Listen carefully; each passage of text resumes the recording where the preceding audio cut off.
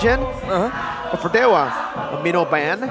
What are they going to ban next? I wonder if the Baksha can make an appearance with the Rafaela once again. I mean, it's a strategy that kind of had success in the early game for Evos in Game 1.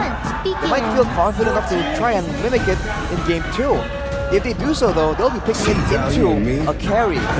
So it's a bit dangerous in its own right, but they will ban away the Ruby, so they're trying to go for some dive for sure. Fredrin is the option for coach strategy onto Annabelle. So far this season, 70% of win rate. Not too bad at all for this guy. Has been a staple throughout the seasons in MPL Indonesia ever since he made his debut. But what's going to be the option here for Dewa United? They haven't had their jungler and roamer yet. I think Baksha is not really that bad of an option, but what do they want to pair it with? Baksha for Dewa? I'm gonna go for that. I feel like something with a bit more lockdown can help, because the Baksha can get the fight started, but to keep someone there, you need something more though. I kind of feel like, get the feeling that X-Borg might make an appearance here. I don't know for which side though. It's gonna be for Dewa. Interesting. So they picked the Baksha and just picked the counter for the Baksha. Kind of. And they're also making sure that the matchup, right? They can get a strong matchup against the CC. Because CC is a very well-known bully lane, and X-Borgs do well in a bully lane. It's like the bully that bullies bullies.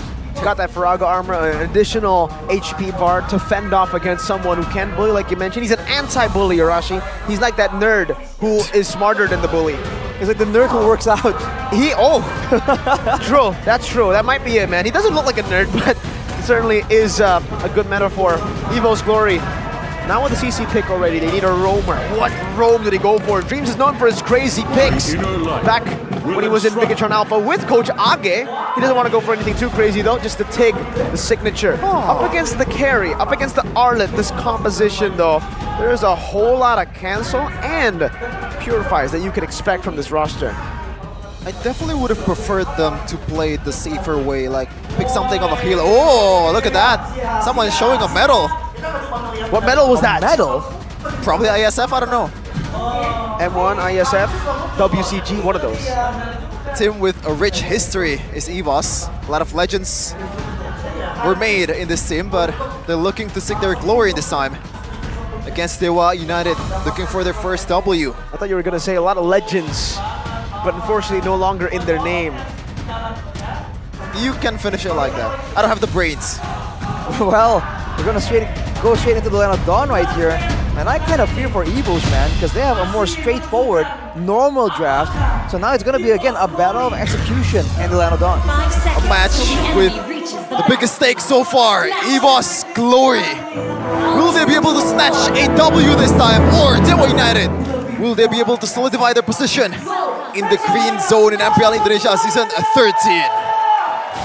All right. Looking at the battle spells, 2 purifies on the hands of Dewa against the Tigreal without the threat of the fighters. Those high mobility fighters like the Yuzong, like the Alpha we saw in Game 2, there's no need for repositioning. If they can avoid getting picked off by the one engage tool that Evos do have, could be a done deal.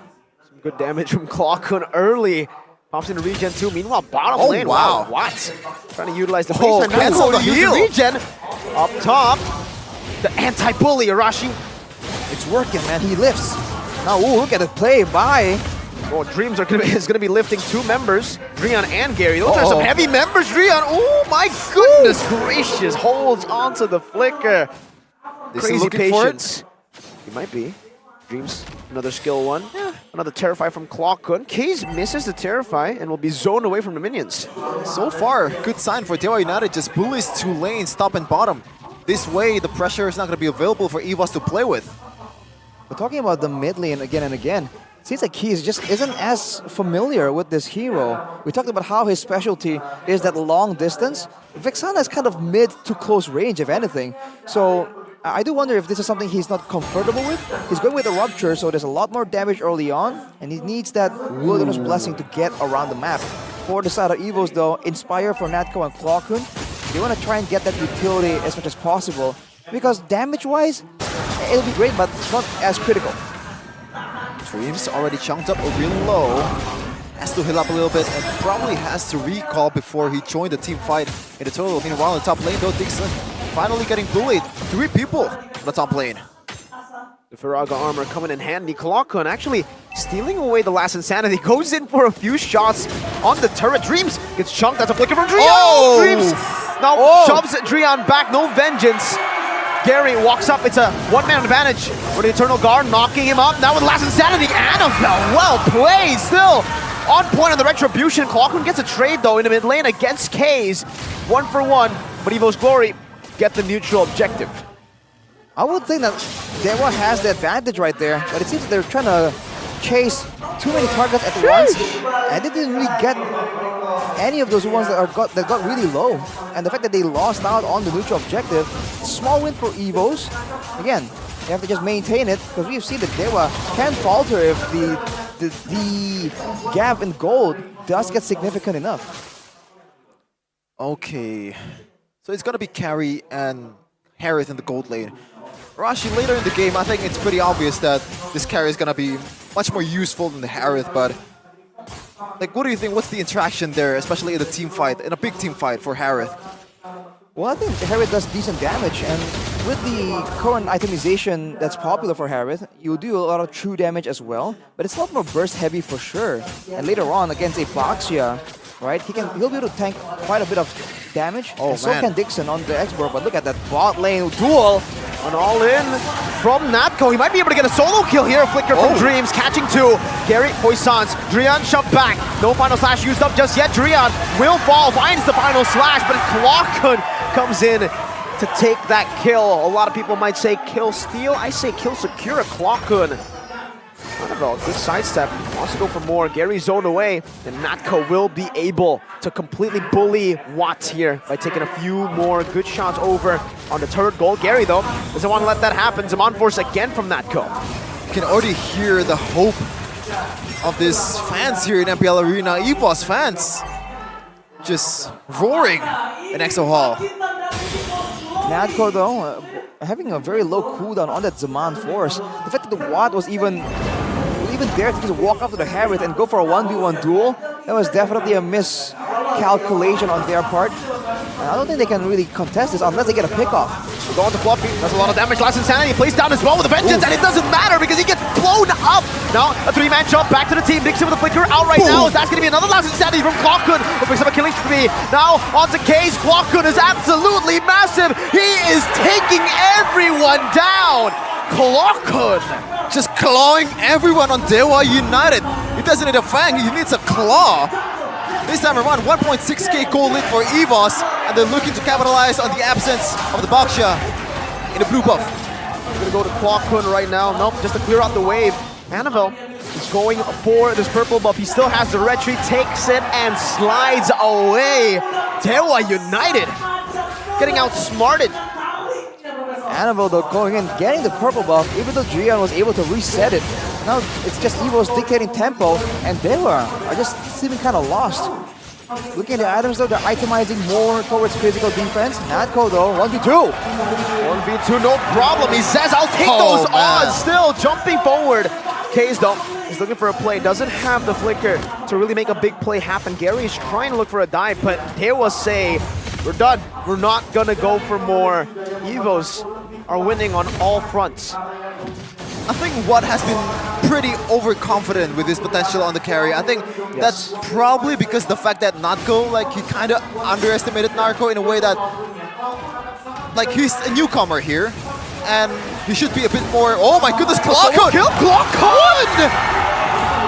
What a mid laner! This guy always overshadowed by other mid laners, always a substitute, finally showing what he's got in the bag. 5-0, all the kills on him. So 1v1 solo play in the mid lane. That's just crazy coming in from a Valentina. We haven't seen the Valentina being so popular, and we know this hero does better if she is ahead. So this is a bad sign for Dewa. And look at, whoa, Drian. An implosion to cancel it out. Drian baited in now as they look for more, but Clockun has stolen their last insanity once more. Natco dodging away from the last insanity. Now Clockun might be looking for it. A 2-man taunt into the back. Clockun with the last insanity. He wants everything, all the kills. Natco finally gets one on the board for them. The secret weapon of the White Tigers. Who would have thunk? It's a claw. Oh man, Evos came out guns blazing into this game number 3, and Gary already getting bullied in his own jungle so far. Dreams just playing with his HP. Look at what Evos is doing right now, going for the turtle and pushing all the lanes at the same time. Natco just bullying Gary away, stealing away the orange in the process. 6K in 7 minutes. This is Onyx type of dominance from Evos. We definitely didn't expect this, especially after that game 1 performance. It looks like I was proven wrong. Things could really change after 1 game. Especially in that mid lane, man. Clocken is finding all the plays available on the map. And on the other side, Keys just seems so out of touch here. He is just confused. He's not landing his spells at all. Not even preemptively scaring Evos away with his damage. Purify again? Interesting. What would you take at this point, Arashi? What? No, the Vexana. Case. Yes. Yes, Purify, really? Against the Tigreal, I think it's a great spell. I mean, if you went for the flicker, then maybe you can try and make the plays happen, you know, flicker forwards and go for a pickoff. But I don't think their initial plan was to go for that kind of pickoff. They're going to allow Gary to collide with someone, and then afterwards the follow-up should have been simple. But now that they're 7.5k gold behind, it's going to be so difficult for them to really find anything meaningful unless... What is this flank coming in from Gary? I don't think Gary has what it takes to actually, you know, look for a set on a Exactly. Baksha. He can only stun 1 member. And Natco has a Purify. I don't even think you can stun Clockuna for long. How do you make this work with what? With that limited potential, limited range that Gary has. And a Purify, so not even gap closer, right? Yeah. It's just really hard because there's so much zoning potential from Evos. Even Natco just wrecking havoc, winning every 1v1 against one, and that's gonna suck. Yeah, 1v1? Nah, 2v1s even. Yeah. Again, this is an early game power spike. The fact that Natco was able to get a kill early on, get advantage in the lane, and there was attempt to shut it down, was just not met with enough people. As Gary comes in with a Tourist of Prisons even. Evos, they just take it, and they're paying the favor back. You like this, Arashi? They're already teasing the next matchup they have. It's your team, Arashi. They're emoting RRQ as they take the Lord for free. I mean, they're making a statement, and we love to see it. But we have to see. For now, the game's not over yet. My But look God. at the damage! A single chrono dash. Already that much damage. There was like 1/5 or like 1/6. 9k in 9 minutes, bro. 9k in 9 minutes. In 10 now, okay. It's about to be 10k. Yeah, they're cosplaying as Onyx right now. Now, for Dewa, it's back to game number 1. It's just the defense. Or game number 2, actually. Losing up in the early game, then going for a base defense, trying to stall out until the items do even out. They were able to do it in game number 2. Now it's looking like the same kind of deal, unless Dreams can make a play happen. That's where the Purifiers do come in handy, because for now, Dewa can't really find a play. They can't really initiate anything, because their frontliners can't even take some damage. Dixon, once Firaga armor is gone, his potential is also gone. And this is gonna be a really hard defense for Dewa United. So only the first Lord though, so it should be alright. Eternal Guard, Dreams able to get out 4 now. Oh, Good zone wow. from Dixon, and they are able to defend. Only the first Lord. They have pretty good wave clear. Not the worst. They have an X-Borg, Vexana, and a carry. Just gotta watch out for those Purify streams, because it can really change the game tide towards Dewa United. To a degree, even the Baksha can serve as clear if he just preemptively uses the Tourist Persons from a distance. Now again, Dewa just so good at turtling. You have to remember that last season, Dewa's whole idea was to put everything on the back of Watt and let him carry the late game. You know, save all the crowd controls, all the ultimates to ensure that he can free hit, he has space to actually fight in the middle of a huge 5v5. It's just, they're trapped in a cage. Dewa United can't really go out. Just gonna hope for these minions to pile up, get some gold for Watt. Look at that. Just giving it all to Watt, the last hits, and kind of stacking it up so that the minion wouldn't get too far for them. Looking at the items right now though, See, he has keys. He has the glowing wand, but no enchanted talisman. So very limited amount of spells being thrown out. The Necklace of Durance, though, will be applied by the Eternal Guard every swing. That will curb the shielding from Natco, the regen from Annabelle, and Fluffy as well. So it's a good pick. But if you look at the gold lane, 2K gold ahead. Natco already with the Feather of Heaven and the Starlium. He's going to be doing a lot of pure damage. A lot of true damage when the fights initially first start. I mean, it's pretty usual when you see 3K gold lead on a gold lane or a jungler, but 3K gold lead in a mid lane position? This is a role that doesn't really farm too much. Because it just shows you how dominant Clocken so far, and he has this item that can bail him out in Winter Truncheon. It just gets harder and harder for Dewa United. You have to wait until they get an opportunity, but for now, again, the only real man that can really maneuver is Gary. He might try and go for a steal here. It is a possibility, but they have to be really surprised, but Dreams might sniff him out. He will. Poissons. Dreams, the XBTR roamer, catches the XBTR jungler on position. Gary going back and forth, shield unity, going back in again. This time he walks up. There's no way he gets this. There's absolutely no way. And he gets punished for it. Natco picks up the killing spree. A desperate attempt ends up with Gary dying in the 13th minute of the game with an 11.7 thousand gold lead. Could this be Evos Glory's first match victory in Season 13? It might be. It might be the first step to glory that they've been trying to build with this newfound lineup. All these guys are coming in and make a statement towards Dewa United. We're still here. We're still the legend of the game. We're still one of the best franchises in Indonesia. With Natco and James picking up more items right here. Divine Glee for Natco, more burst, and James with the Athena. Let's see if Dewa can defend.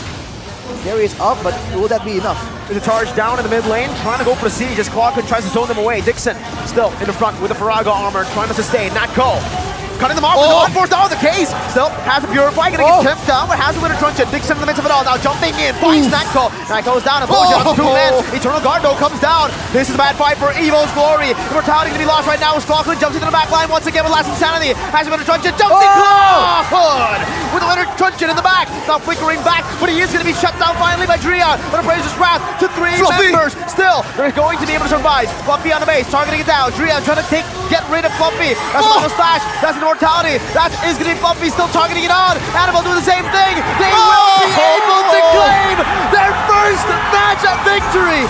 Setting up for the Classic Derby tomorrow. Evos Glory have broken the curse. They have broken their streak.